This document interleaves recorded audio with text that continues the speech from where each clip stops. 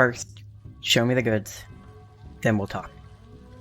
The figure, covered in old, stinking bandages and clothes that aren't far removed from rags, awkwardly shrugs off the pack it's wearing slung across its back. There's a heavy metallic thud as the pack falls to the ground. Iskinder kneels down and opens the drawstring. His eyes widen, and he pulls out a chunk of twisted, grayish-green metal. This is sky iron, or, as it seems to be called outside of Numeria, glausite. I have 10 pounds of it in that sack, and I can give you twice more once we're done. Twice? That's... Wait, you're changing something, aren't you? What? What are you changing? The bandaged figure purses his hideously scarred lips and whistles out what sounds like some kind of bird song, but a bird Iskinder has never heard before. Another figure steps into the alleyway, a figure he immediately recognizes. Oh no. No. I'm already putting my neck on the line, both figuratively and very literally, by making this thing for you. I am not having her here, too. Rashka Blue Eyes, orc priestess of Gorum, and extremely wanted criminal, smiles widely at him. I told you he'd say no. Iskirder's a coward. I'm practical. This fool already wants me to make him a Gorum tattoo. Gorum of all things. And now, you're here. That can only mean he wants it consecrated. I'm not just making a tattoo. I'm making a real holy symbol. Do you understand?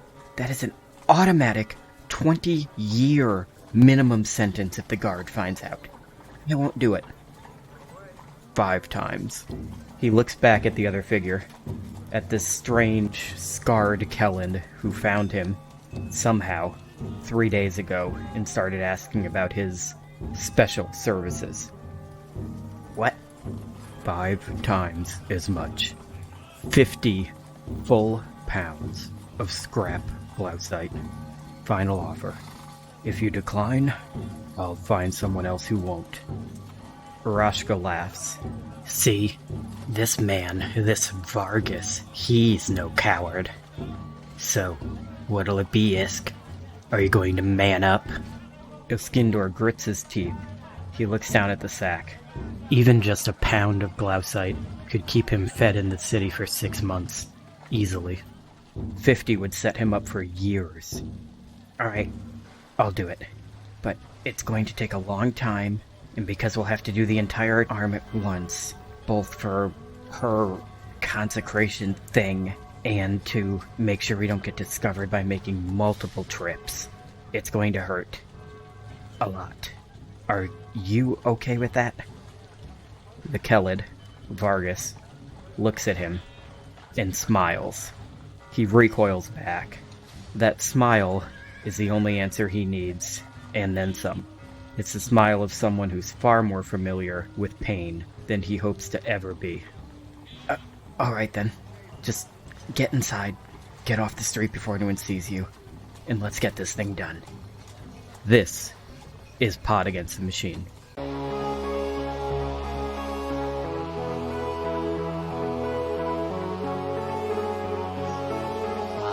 Pod Against the Machine.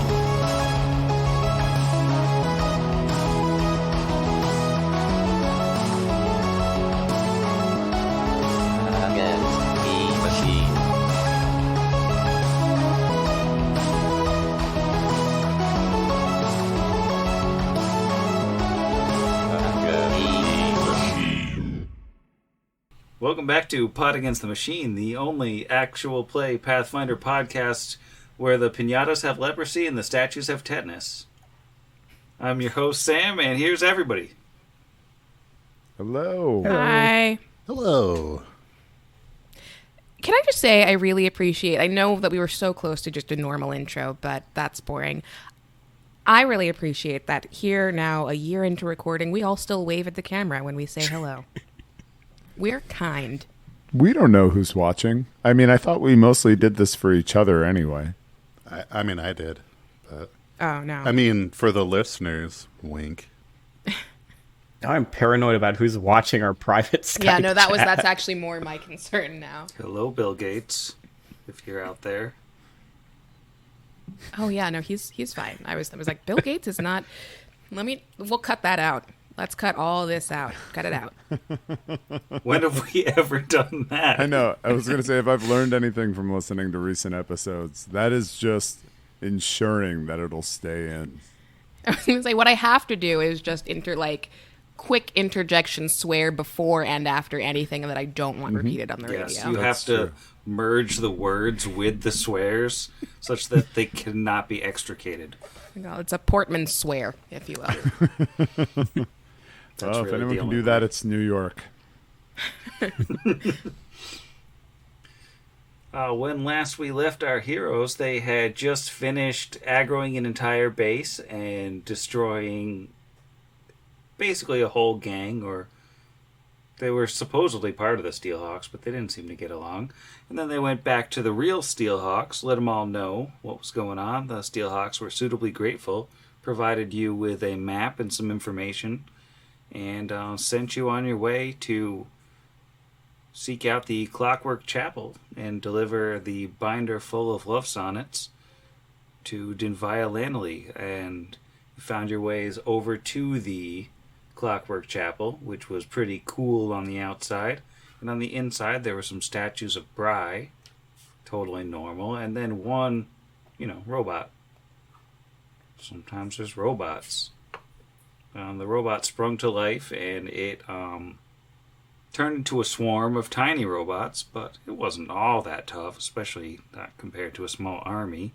So we made fairly short work of it, and that's where we are now.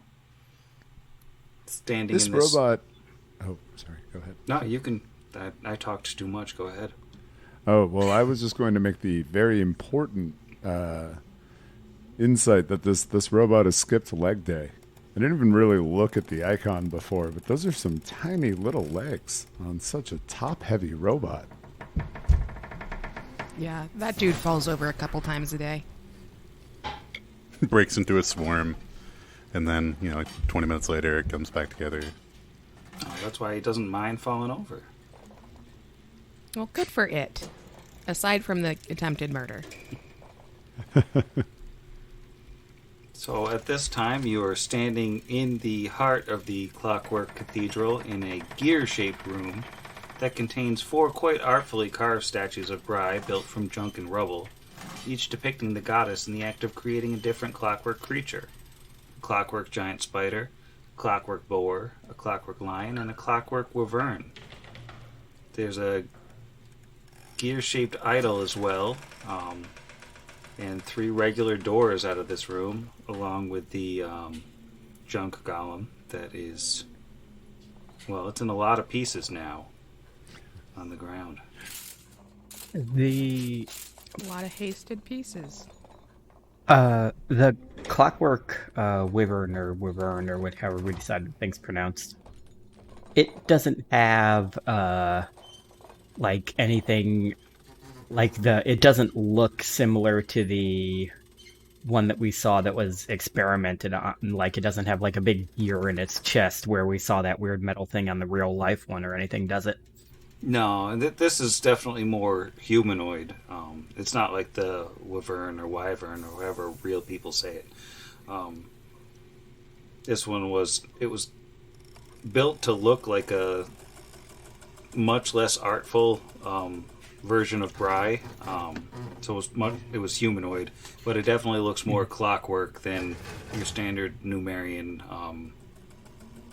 machines. It's not like the super high tech. It's more like a.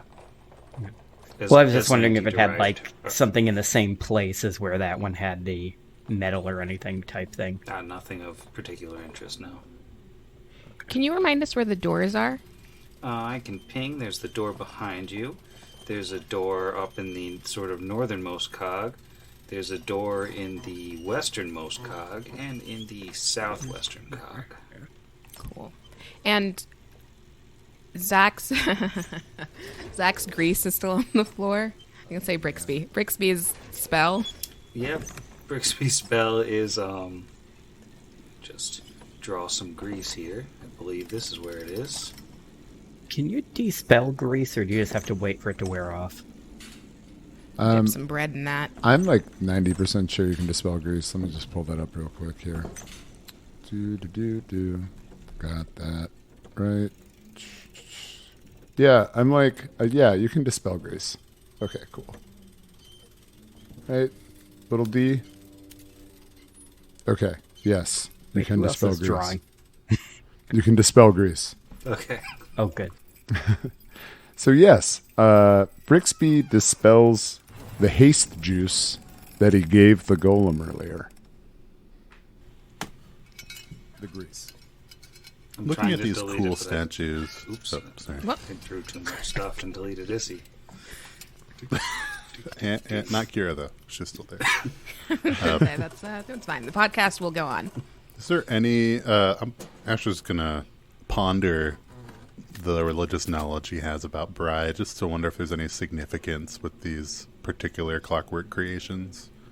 Like giant spider, lion, boar, wyvern. Alright. An 18 on the dice for a 23. I think that it's going back to like the chronicles of the Whisper and Bronze. There's likely tales of her building these specific clockwork animals just over the course of her career. None of them is like super significant, like her herald or anything. They're just things that came up in the stories. Cool. So they're not like the 4 sacred animals of Chanji or something. No. Or what's the China analog? It's not Chanji. It's Jinja? Tianja. Yeah. Right? Doing a lot of just looking stuff up right now. Almost just swore there. There we go. Yeah, Close I think one. it's Tiansha. Yeah. Look at that freaking out. Ugh. Let's just cut all of this out here. Slander and libel. The whole middle of the episode. Yeah, that's fine. Start it Little over. chunk. Welcome back to Pot Against the Machine. So which door do we want to do? Kind of surprised the level of noise we've made hasn't caused anyone to come out, if there is anyone here. And But this is a kind of noisy place, and there's all these machines and gears turning and banging around. I guess that makes sense. Also, it seems like that's a very intentional. Well, maybe not. I guess it's noisy, but it seems like we're being intentionally ignored because we knocked. That is true. We did. I mean, we didn't go in through a window. We did better than we did at the foundry. So, Which foundry? oh yeah. The joke it that keeps is, on giving. Just supposedly only her living here is kind of like a weird hermit, so That's true. like it kind of makes sense that it might be harder for one person to hear us in this place than if it was filled with people. That makes sense. It do feel like no. It does feel like we should proceed with some caution, just as we had been. Just, hey, we're here. Please don't continue trying to kill us. We just want to give you some poems. Sonnets. Sounds good to me. I'm fine with whatever door. Given the lack of hospitality with which we have not been greeted, it might bear some caution to check for traps before we open a door. I would hate for one of us to get a spike to the face or something along those lines. Well, Are we joking about that yet? I mean, I'm back to my attractive and charismatic self as he pulls on his sort of rubbery rat face. I don't know. Not really sure why I chose that adjective, but I'm sure that His he's got synthetic face. really good collagen in his skin because he's. Anyway, Hitting that Definite- retinol. definitely not wearing a rat mask. We're going to go to the door to the north. and I will check that out for traps per Jeff's expert recommendation. That was Asher's expert recommendation. No, I believe it was Jeff's. All right. Where is Asher? Yeah, he just disappeared. Not on my map. I rolled Is he it. layered with somebody? Oh, is it me? He's not under me. Oh, He's, yeah. there he is. We got him. Kira and I moved to the same square at the same time because we're moving with such synergy and strategy. All those things. Brixby rolled a 10 for a 19, unless there's a high-tech or mechanical trap, which would be highly likely in a place like this. Then it's a 20. Well, there's all sorts of mechanical stuff, but none of it seems to be a trap. Looks pretty safe. This one seems clear. Steps to the right, as is custom. Maybe someone else should open the door. What do you think? Yeah. Thanks, Brix. I'm gonna open this one because of that whole thing with the spike and your face, and how it's rubbery now. And she will open this door. As you open the... Is it? Oh, okay. Yeah, it wasn't locked or anything. As you open this door, it reveals a crowded workshop, just absolutely filled with junk. It looks like junk golems, several of them in various states of disrepair and assembly. A workbench that's just loaded up with piles of tools and scrap. And working at that workbench is what appears to be a woman. She's wearing goggles over her eyes and looks like maybe she's got something stuffed in her ears. Her ears with the notably attractive earlobes. And as she works away, she seems absolutely oblivious to anything going on, and she's just banging away at a piece of metal. Looks like she's trying to straighten out a chunk of scrap. Is she was it an elf or a half-elf? So it looks like a half-elf, probably not long enough ears to be a full-on elf. But I mean, Deville. Was she a elf or a half-elf? Half-elf. She was a half. Okay. Kira's gonna put, I think she has Ethel, the sword, out away, both hands up. And proceed, just kind of like shout into the room. Hello, I don't know if you can hear us. We have sonnets. And, I don't know, like, greetings. Is there, like, any reaction? She pauses for a second, like, tilts her head up like she thought maybe she heard something, and then goes right back to work. She's very busy. Yeah. So Kira turns back to Vernal. Like, should we can go in, and she probably won't kill us, but I should maybe go first. Just be careful. That golem earlier was probably some kind of defense. These other ones might pop to life if they see you before she does.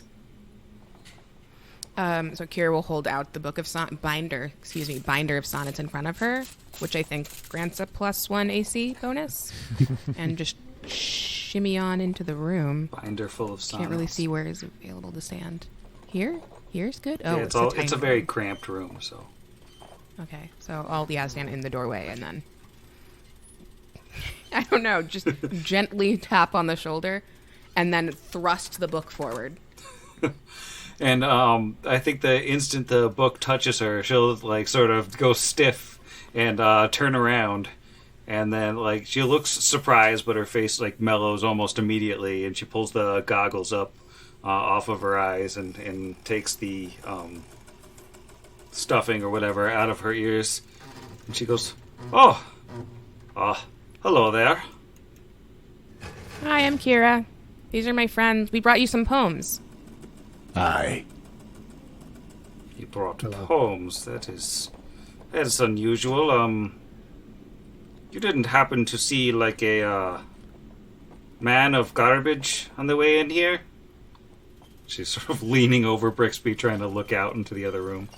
We've seen a lot of garbage men since we came into Scrapwall. No, touche. And Kira like points at Vargas. She's like, "Well, he's our friend, but Vargas waves with the scrap arm. he's fine." No. Not a half garbage man. completely garbage man. He's like a man, made of pieces of junk. He was walking around. He's all rusty. You didn't see him? Again, I'm standing right here. Ma'am, please. Yes, we did. We did see a golem of junk that attempted to engage us in combat. Are you familiar with this construct? Hello, yes. I'm Asher. Hello, Asher. Where are my manners? Dinvialanli. It's a pleasure to meet you.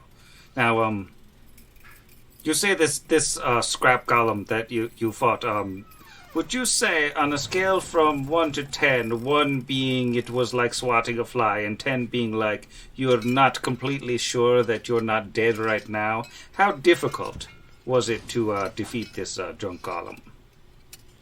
Maybe he kind of looks the rest. 3? No. You say about a 3? It I was a going to good- say a 4. Yeah, maybe even a 5. We were a little tapped, and the grease switcheroo thing was a nice maneuver. Oh, yeah, I'm down. Not that, there's any sort of numerical way to count this, but I would say I'm down, like, over 50% re-HP. So, 6? Oh, well, that's passable, but not nearly good enough. But I apologize if it caused you any harm. It's a security device. You can never be too careful, and all this. I'll have to get back to the drawing board. If you could write me up some notes regarding what was most effective against it and what was most effective about it, I'd greatly appreciate that for the next model. Brixby made it go faster. Just points over at him. So that, if you have things that make it go faster, that he seemed real upset about that. Yeah, grease. It seemed to expedite its movements. It seems that you've created a very effective watchdog there. But speaking of notes, we have a well. Kira, would you do the honors of handing that over? She'll just, thrust it right into her face. Probably uncomfortably close. She'll take it and say, what is this? Perhaps it's easier to let the man speak for himself. So, and he pushes himself kind of around Kira's legs for a second.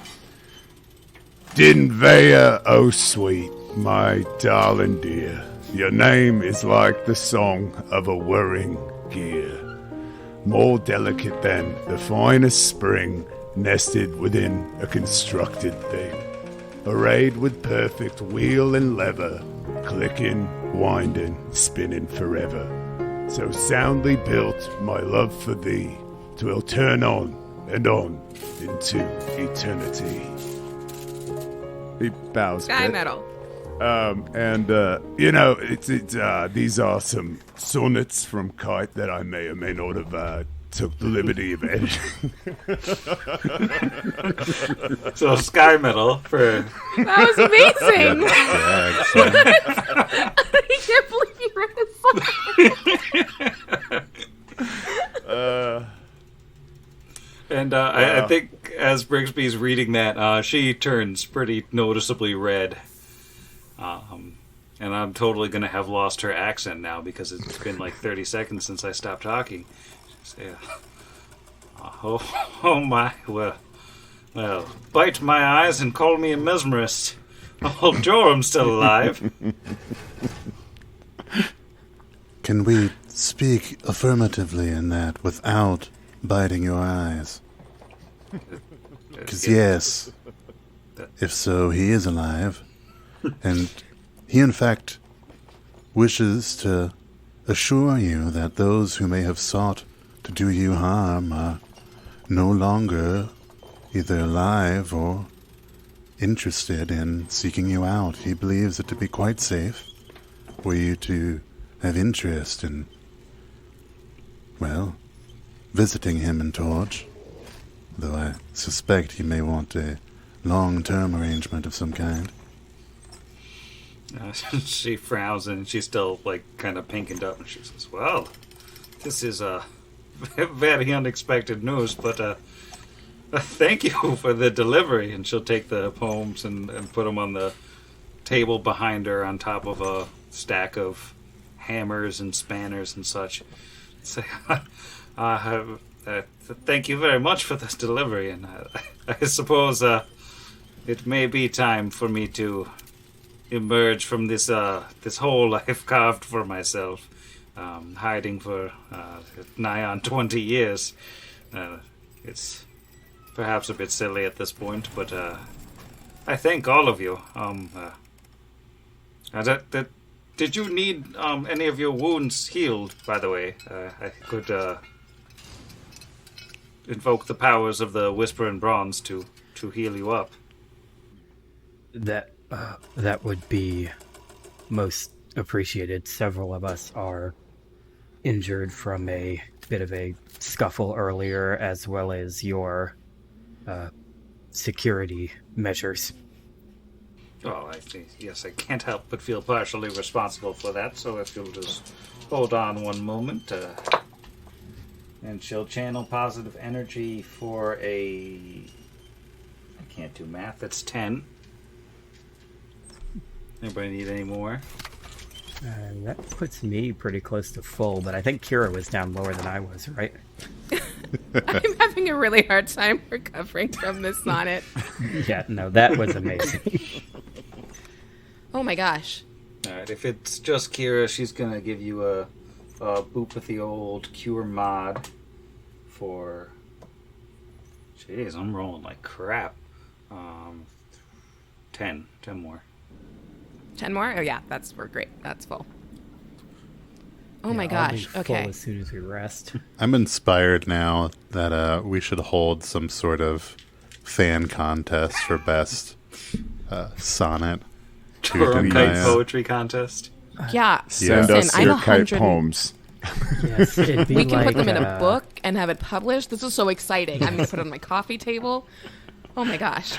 There is a yearly contest they do named after the guy. I forget his name, but he's the guy who came up with the phrase, "It was a dark and stormy night," and he was like widely considered one of the worst novelists to ever live because of how bad his writing was and how ridiculously over the top everything Are was. you talking about Snoopy? And there's a contest they do every year to like write a short story in his style, like use the most ridiculous, overwrought, flowery writing you can, and whoever does the worst wins. But yes, please send us your kite poetry. Post it in the Discord. Tell it Yeah. to your loved ones. We will absolutely find a way to make it worth your while. Oh my gosh. We'll talk offline. I am in awe. Like, okay, I think I'm like fine. I'm in character. We're ready, but holy cow, that was. What's that thing? A Pulitzer? That we need one of those. The man is Congratulations, talented. Zach. Kite is an undiscovered poet of his time, just whiling away in Torch. Clearly the poet laureate of Numeria. Obviously. Do we want to ask her if we can stay here? I kind of feel safer being here than being with the Steelhawks, even though we just helped them just because they are kind of a gang, and I'm worried they're going to murder us in our sleep and take all our stuff. I would agree with you for sure if it doesn't impose at all. Hey, we just met you and this is crazy, but can we stay here? Your kites. We killed baby. your robot, let us stay here. Yeah, I'm down. You gonna ask her in character? Yeah, I was like, character. No, we're gonna open Waiting one for of the someone else other because two Vargas doors. would not do that. Because I'll just sit here. No, we opened one of the other two doors, and it is 100% like a walk-in freezer filled with bodies of the other people who tried to like break in. It's like, sure, you can stay.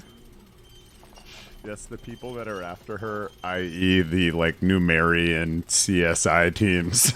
Yeah. She's just Syndrome from The Incredibles is what she is.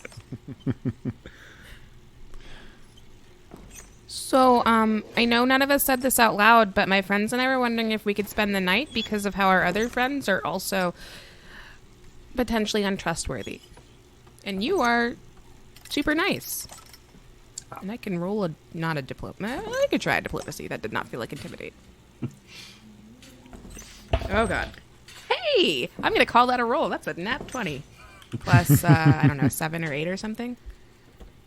She'll smile and say, yes, of course. I only have the one bed, and I'm afraid that's for me. But you're welcome if you have bedrolls or something of the sort. There's plenty of room on the chapel floor. Well, also, we're pretty good at taking other people's beds and just saying that they're ours if you want. Oh, well, you're welcome to try, but... Oh. Yeah, well, okay. Bedrolls She it gave is. us permission. She Vargas rolls starts cracking intimidation. his knuckles. We fight her for bed. The vaunted Kellid tradition of battling your host for their bed. The strong get to sleep on a mattress. So, if you don't mind me asking, you came all the way out here from Torch for just to deliver some poetry? That was Really the question. good poetry, to be fair. Oh, yes. Super good. Yeah, I mean, while it was the most enjoyable part of this task, it is not the whole of our reason in Scrapwall. I trust you've heard of Hellion, their growing influence. Well, it seemed to already reach us in Torch. So, well, perhaps one of you two could put it a bit better. Brixby steps back, obviously still a little feeling something about showing that collaboration between he and Kite with his poetry. Still got the butterflies. Kira looks at Asher. Well, Torch had some trouble recently, and it was caused, in fact, by the Lords of Rust. And we had the opportunity to speak with one of the clerics of Hellion. It seems as though this new god is, perhaps doesn't have the best intentions. Or at least certainly not the best methods of seeing those intentions come about. We were here to seek him out and learn what we can. At least. Well, that's certainly a job that needs to be done. Hellion is... Well, whatever it is, it's definitely dangerous.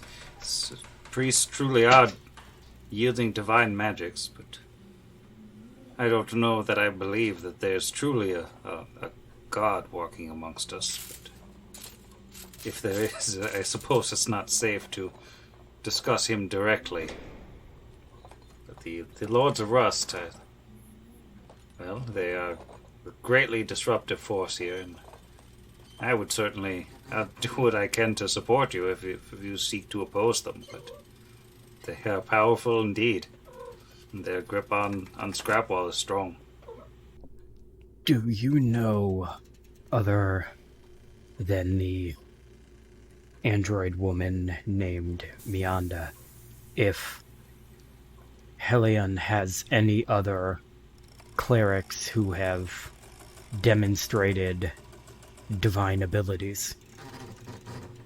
Well, other than Meanda, who I believe is missing, there is a Nalakai, a half-orc, who is her most powerful, Hellion's most powerful remaining cleric. But there are a number of acolytes who have, I believe, shown some degree of divine spellcasting. Yeah, I just feel like Vargas is still finding it hard to swallow that, like, there's just randomly a new god. We do seek to combat the Lords of Rust, and accordingly we seek allies in Scrapwall. We have befriended the Steelhawks based off of a recommendation from folks from Torch, and aided them in reclaiming their small hovel palace situation, as well as control of their gang from a nominal Smiler leader. Any insight as to who's on our side or who opposes us? We've spent but a day in these walls. Well, the Lords of Rust have absorbed most of the smaller gangs, so their numbers alone outstrip anyone else at this point, or everyone else combined. The Smilers have counted themselves loyal to the Lords of Rust, and I believe the Thralls declared themselves for Helion before even his forces destroyed them, so I have no idea what remains of them now. The Red Tooth's Raiders they fared badly in the overturn from the Lords of Rust, and I believe a number of theirs defective, but Red Tooth herself, I don't imagine would turn, and she probably stands against them. But I don't know that there are too many possible allies remaining in Scrapwall. I'm afraid the draw of having a god, let alone having the strongest fighters and greatest numbers, is too much for most to fight against. That's very helpful, thank you. Do you think that if we could help those people and just gently remove them from their current gang, would they join us if we prove that we're stronger? Can they help? It's possible. I'd imagine a number of the turncoats would, if you were to garner enough of a reputation for strength, they would at least turn tail and flee, and perhaps not fight for the Lords of Rust any longer. I don't know that you could necessarily count them allies willing to oppose the forces they've declared themselves for. I think they've shown enough cowardice that they're unlikely to be willing, unless you show yourselves to be vastly superior to the one that claims to be a god. That may be reaching a bit too much. I mean, we're pretty superior. Moderately superior. What method would be best for garnering such a reputation for strength? Is this fighting in the Scrapmaster's arena, or simply pushing around the rabble? So, I mean, you could fight against any sort of known force if you were to attack another gang. I mean, if you deposed Birdfood as leader of the Steelhawks, I assume that word of that has spread, and if you were to, say, attack the Smilers, I'm sure you could gain some reputation from that. There's giant beasts and things to be found in Scrapwall that you could make a name for yourself slaying, if that's what interests you. I feel like the simplest thing to do, go directly to the heart of the matter, just cut off the head of this half-orc who's leading Helion's forces, put it up on a pike, and let what happens happen. We show that we're superior to the ones in charge of this place. Then, as you say, the ones who quickly switched allegiance will either switch back or flee. Well, you can always take the front door if you're interested in dying, but I don't think I would personally recommend charging headlong into their forces. On that note, we'd heard of one Kolgara, a barbarian. Between Kolgara and Nalakai, is one of them the leader and the other, how does the leadership structure? Do you have an org chart, perhaps? That would be really handy. We could perhaps peruse before we rest. Well, I would think that they would both think of themselves as the leader, but Koldara is far and away the stronger of the two, and I believe that she commands the loyalty of the gangs.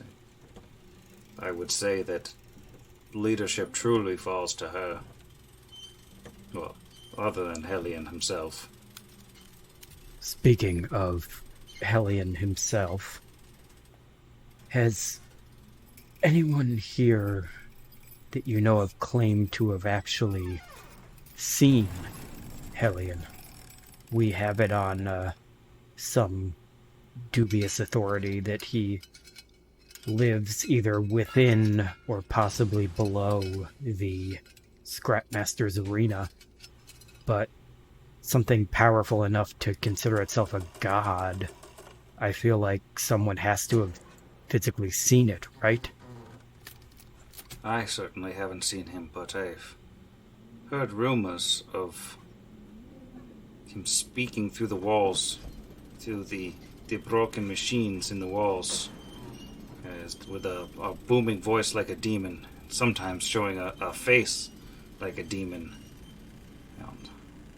Sometimes I heard one rumor that he actually reached through a wall and smote a non-believer, and killed him on the spot, without ever even appearing.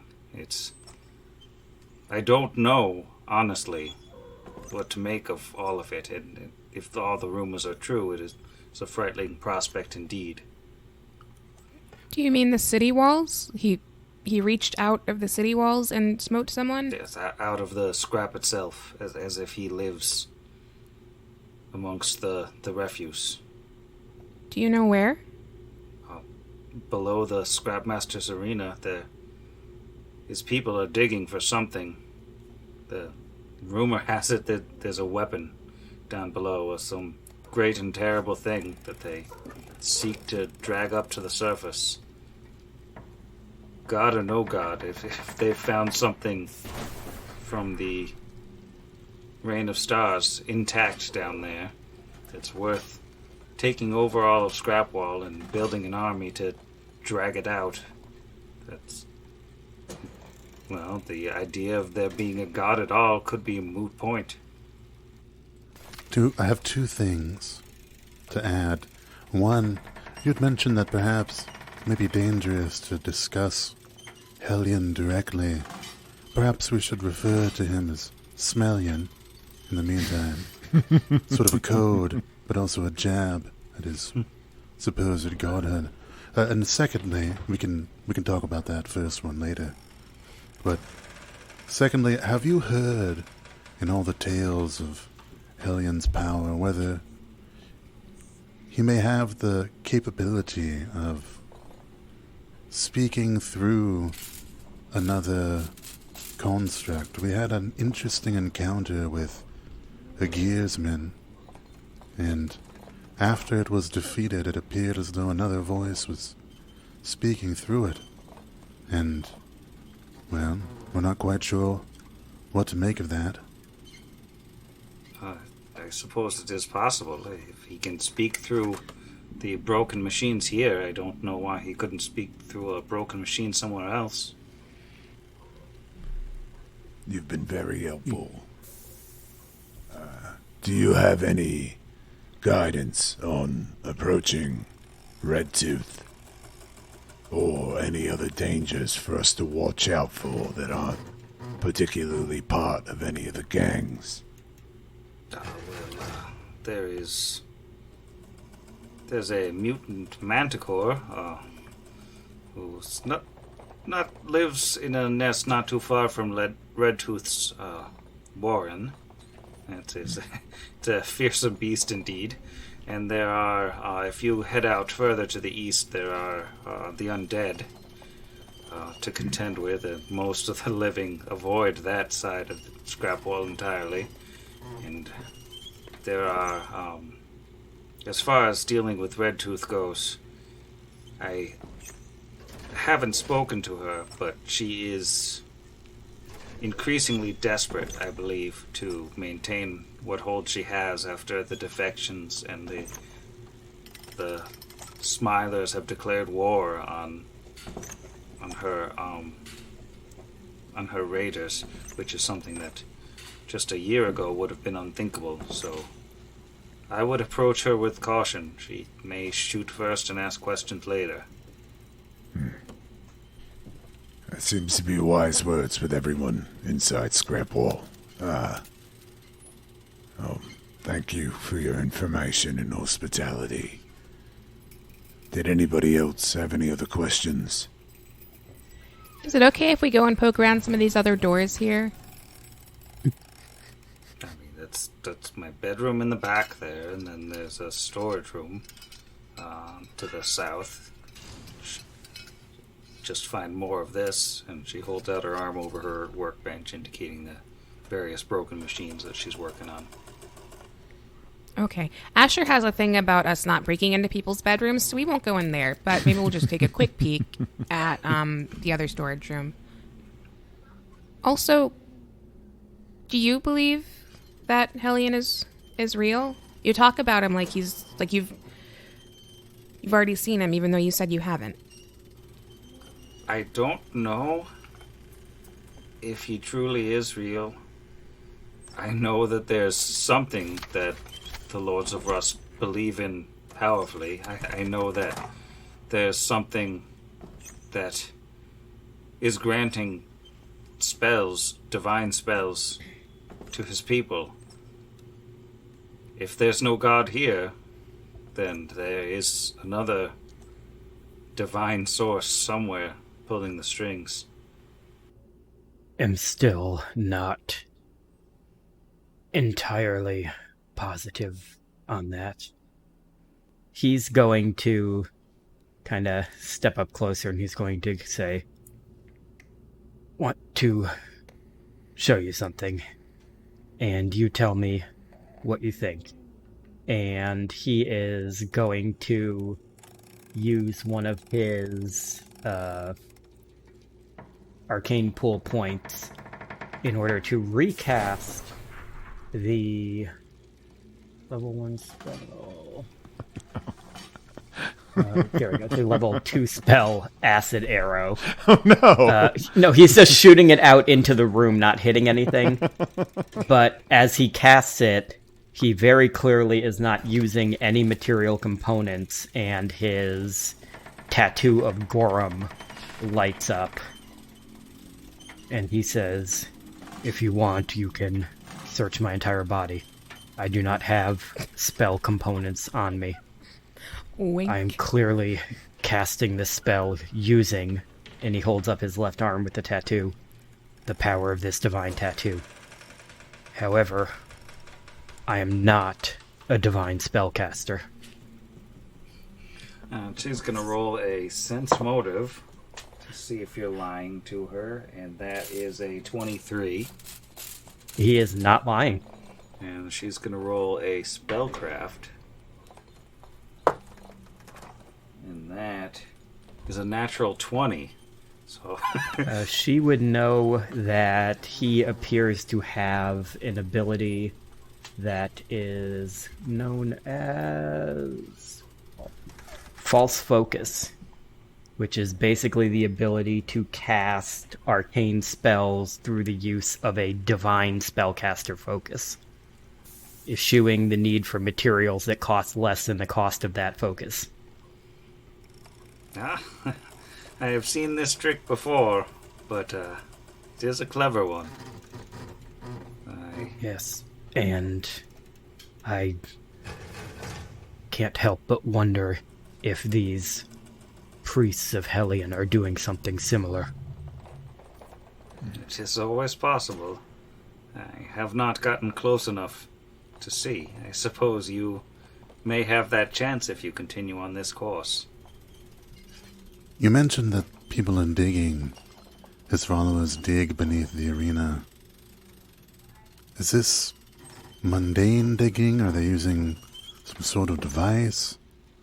I'm curious because The Lords of Rust members that we'd encountered had insisted that Hellion required power for something, some sort of energy, and we don't really know what that would be.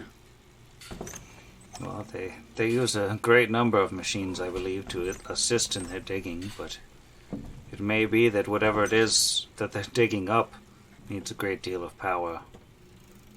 I do know that they, one of the first things they did when they came to power, they crushed the Thralls of Hellion in order to, or the Thralls, who are now the Thralls of Hellion, to gain control of the receiver array in their territory.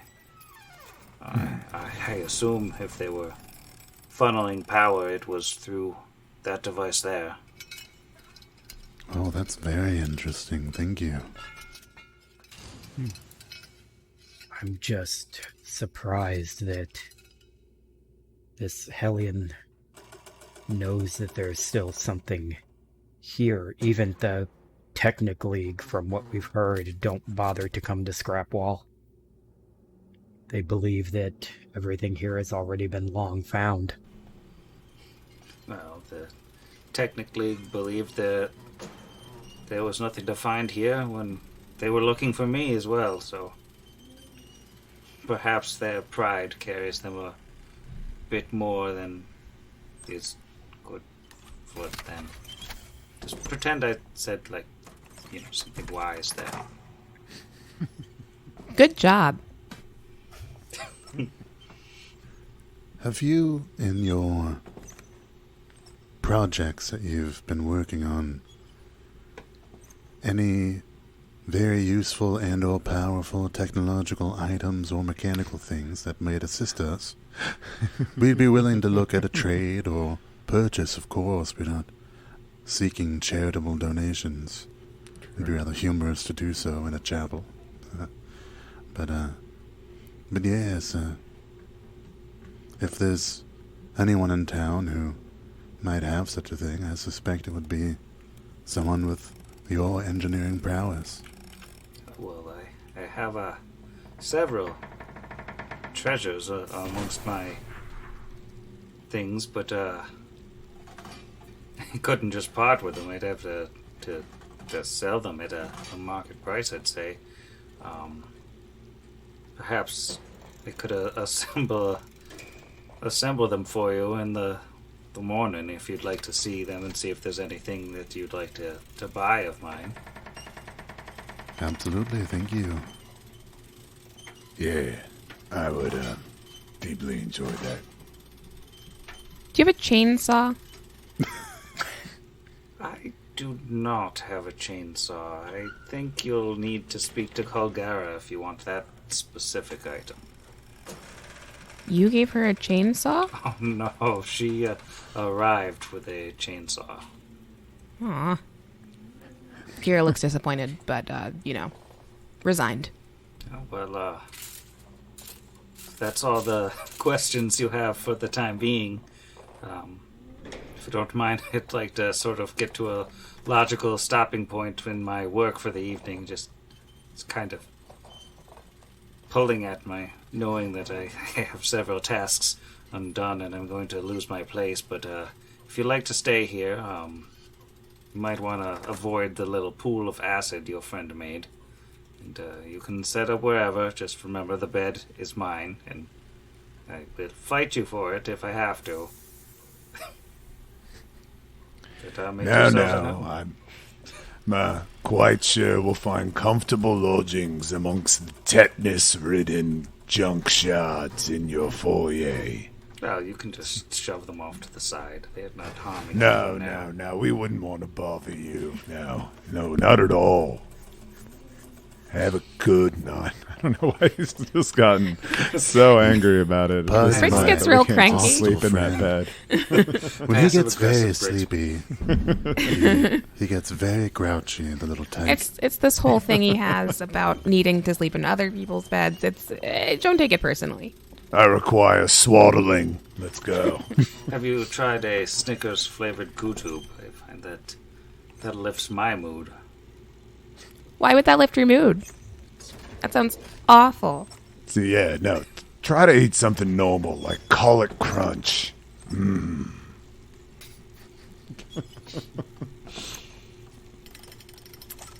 then everyone goes to bed. No, Asher's going to spend an hour fixing his pistol. Only fix one gun a night, no matter how many hours you have. I don't make the rules. But yeah, he's going to fix his pistol canonically. I'm going to break so many of Asher's pistols before this book is over. So many. So many. I guess before going to bed, Brixby will walk over towards Vargas, stepping over the acid pit. Not the acid pit, the acid pool. Oh, I just stepped right in it. There it is. He'll look at the bag. He'll say, "It's crazy that Garmin's still in there, right? Still don't have a better idea of what he is. It's more insane is that isn't the most remarkable thing to transpire in the last couple days. But I wanted to ask, that night when he approached our campfire, a woman came first. You see, he starts to kind of glower when you say that. Yeah, maybe I'm looking for something that isn't there." Brixby looks away. "But, yeah, I was just... Yeah." He looks back at Vargas. Well, as we figured out from studying it after you snapped me out and made me realize that she couldn't have possibly been there, it was a spell of Garmin's. I'm guessing we saw what we did because I was the target of the spell. That woman is... Well, she's the one who took my arm. She was a captain of the Technic League, though I don't even know her name. Don't even know if she's still alive. If she is, though, she obviously wouldn't look like that anymore. That was decades ago. But in the moment, waking up from sleep to see her standing over the fire, I think you can understand that I would have believed that it was real. Nah, I understand. Ghosts are ghosts because we had pasts. Otherwise, they'd just be wisps and memories. Well, I'm glad to... He looks again at the bag. I wish I knew what he was, or what made him what he is today, or even what he can do. But I can tell you that, as we resolve this, we can try to seek closure about her. If he knows anything, if there's any of him in there. If that's what you want. Yeah. I'm trying to think how he would... It's because I honestly... It's weird when you're trying to get into the headspace of your character, but, like, I really don't know if that's honestly even what he's looking for. That's if fair. he wants closure on it. I think part of him does, but I think a bigger part of him, honestly, is just like, the past is the past. If I happen to find out anything, I do. Otherwise... Yeah. So I think he's gonna look at you and say, I've found closure on what happened a long time ago, but maybe knowing exactly what's happened to certain characters from my past would be useful in the future. Yeah, I mean, the sad reality is, if it's not her, it's just some other black-blooded bastard in that position. So, what I do know is this group will just knock another one off. Yeah, together. Whether it's this unknown, technically captain, one of these lords of rust, it's just another one in the margins, I suppose. Well, sleep well, Vargas. Thank you. You as well. And then I think if we're gonna have an hour, because Asher's fixing his gun, I'm gonna scribe another scroll for one of my buddies here. Are you guys going to be setting any watches, or are you trusting the power of the Clockwork Chapel to protect you? I feel like pretty trusting. We can spread the junk golem out like caltrops and an alarm system now. Maybe they'll be more useful than they were before. Kingsley's never let us down. Yeah. Okay. Yeah, we just put the golem back together and he crawls into it like it's a mech. There you go. If we're not setting watches, I think Kira just probably wanders over to Asher and just stares at him fixing the gun. Just, I have no interest in that, but that's kind of cool. Holding. I don't need a gun except maybe the grapnel one. So if you want to give me that while you repair that, then we can have a double gun situation. But other than that, good job. Thank you. We'll just sort of idly chat while he fixes the gun and talks about things, And sometimes when the black powder ratio isn't exactly right, or the casing is slightly malformed, you think there's roughly a 5% chance of this happening. And sure enough, every now and then, it falls apart and I put it back together. And I need you more tonight. I'm sorry. No, I can't just... And I put it back together.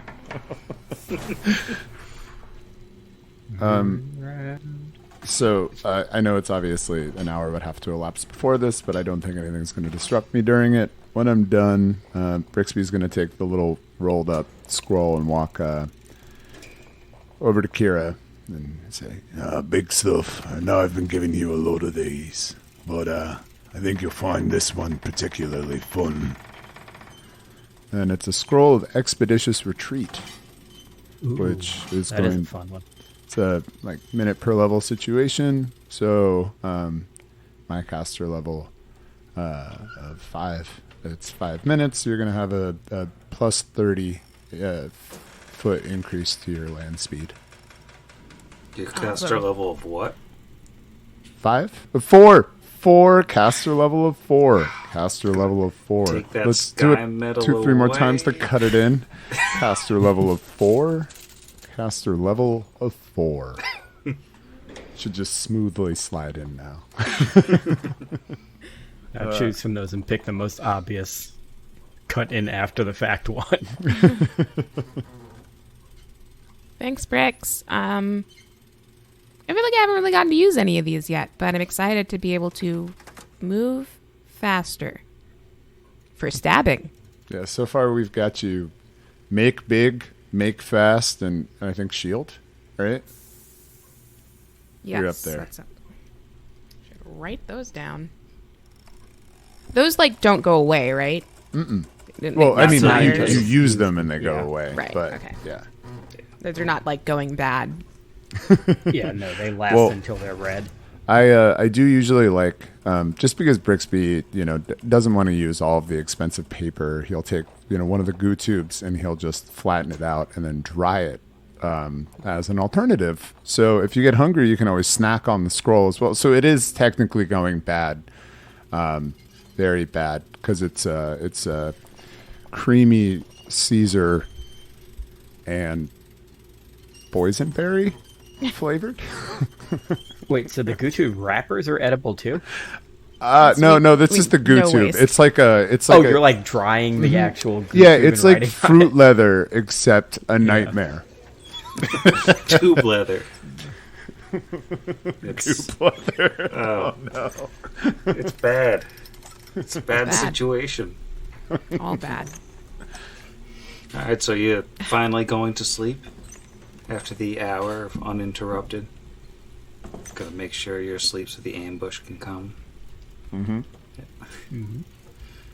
As the very capable four settle into bed, and Via goes off to her own bedroom to sleep in her comfortable bed, kind of laughing at all of you for having to sleep on the floor.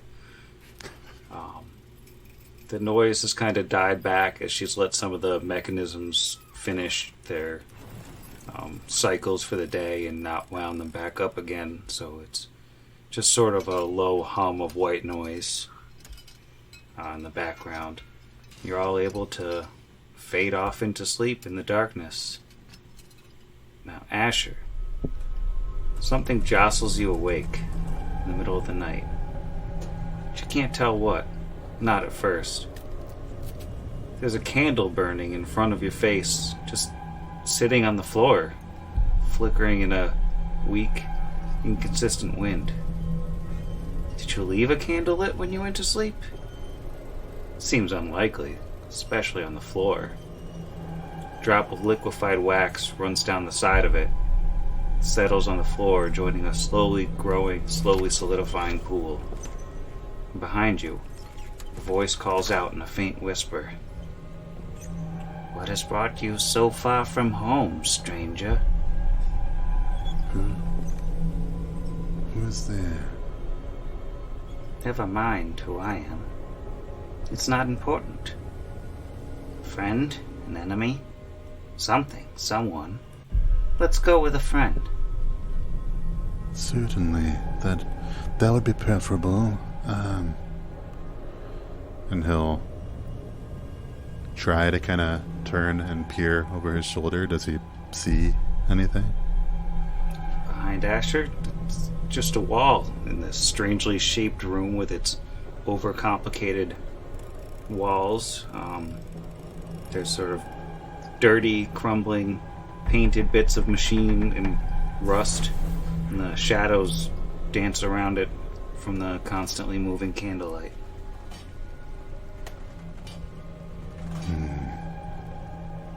What brings any of us far from our homes but adventure, perhaps? It calls the strange tales we hear of fantastic things. Sure, we all hear the tales. You hear a call, don't you? I know you do. A voice and screams. It's calling to you, and it's waiting for you. You can bring your friends if you'd like. There's plenty of raw material there. Bring my friends where, exactly? Into the shadows. Have you stared deep enough into the shadows, stranger?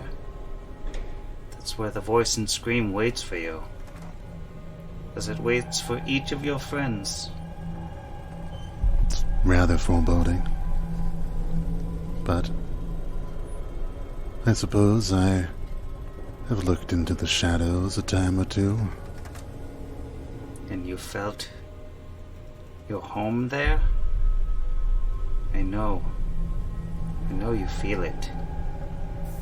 When you're ready to face the shadows in earnest, we will be waiting for you. An interesting proposition. My home, though, as you have said, it is far, far from here, but not in the shadows, no. They feel perhaps a bit familiar, but well, that could be said of anyone who wanders around in the dark.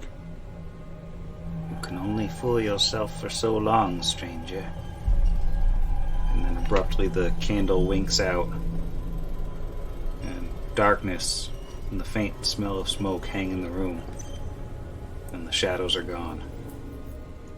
Well, that was unexpected. Kind of says to himself, and he lays awake for a while. Not too long to be fatigued the next day, but he just lays there and sort of stares in the shadows, wondering if he'll find anything. And the shadows have just melded with the darkness. The voice appears to be gone, and the night stretches out before you. And as you go back to sleep at a reasonable hour, of course, so you're not fatigued the next day, all of you level up to level 5. Ooh. Yay! What a surprise! Zach totally didn't know it was coming. Yeah, we had no idea. Right out of the blue. All right, well, before I go to bed, you want to roll HP? Yeah. Yeah. All right, who wants to go first? Not it. Why not? All right, Brixby. Rolling that big D12. Oh yeah, you know, the classic 1 level barb dip. But no, I am in fact tri-classing humble listener, but we are going D6 still. So let's roll some pips. Hooah! Nice. They can't see what you rolled. I rolled a 5. 6. I rolled a 6. All right, 6 it Nice. is. 6 for bricks. All right, excellent. He'll live forever. All right, who's next? I'll go. All right. D6 as well. Ha, no. Oh, no. No. Uh-oh. What was it that you rolled? That's a 1. Well, you'll be pretty happy to know I just rolled a 9. Yes. Much better. Love that for us. Yeah, you really want the frontliner getting just the 1 HP, I think. Just the 1. Well, no, Brixby got 6. That's true, I'm the never 10. Yeah, mind. come on, pay attention, Sam. All right, who's up next? I'll roll a D10. D10. Middle of the road, a 5. I rolled a 10. Whoa. Nice. Nice. Yeah. That's substantial, thank you. Maybe not. I'm closing in on as much HP as Brixby. You might have closed that gap this time. 40, baby. We at 40 at level 5. Oh, I think I'm going to be exactly 40. We'll never die. And how about Vargas? Right, rolling a D8. That is a 5, so hoping you get something a little bit better. 5 as well. Hey. So we do 6 then? Is Yeah. that what you're doing? Yeah. For the house rule, when Not we horrible. roll matching numbers, you get 1 better. This is a good 49. round of rolls. Like Solid yeah. stuff. Nobody Yeah. was below the half, which is excellent. Yeah. And I am at 40, just like, well, Buddy Briggs. Very nice. Yes, Asher and Brixby, the tanks. 40's not, like, terrible, right? What's Vargas at? He is at 49. Oh, great. Okay. I'm also at 49. Awesome. Yeah, I mean, Each our party has the same Twins. HP. That's weird. yeah, I don't like getting a 3 last level and a 5 the one before didn't help. Oh yeah. I've been relatively lucky with these. I got 6 last level as well. Roll my- 20's been real nice to me. My first 3 rolls make it so my first 4 levels are 8, 4, 8, 4. No, I'm going to bed. Night, Sam. Good night, Sam. Good night, Sam. Night, Sam.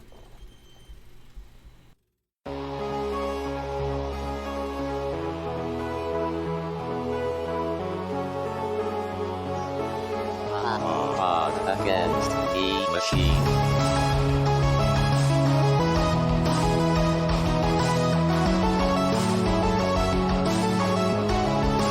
Against the machine.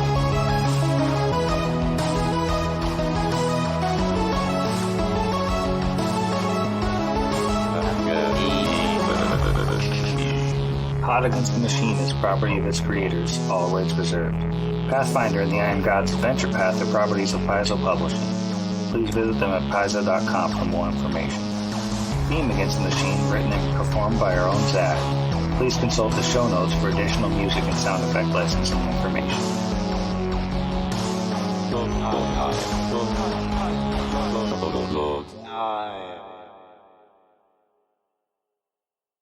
Yeah, I'm kind of disappointed you didn't invite them to the Skype call by mistake. I was expecting that. Well, that's because Yeah. I had the brilliant foresight to name the other Skype call Saturday Night Party, complete with a little disco guy. That is true. So Masterful move. that really made it easier to distinguish the two. Truly. Yeah, instead of the other ones we have on here that are like pod against the chat, chat against the pod, and chat against the machine, or whatever the three are. This makes for great radio when you don't have it prepared. It's the Bulwer Lytton Fiction Contest is the name of the yearly contest. Zach, buddy, all you, man. Yeah. Ooh, this is great.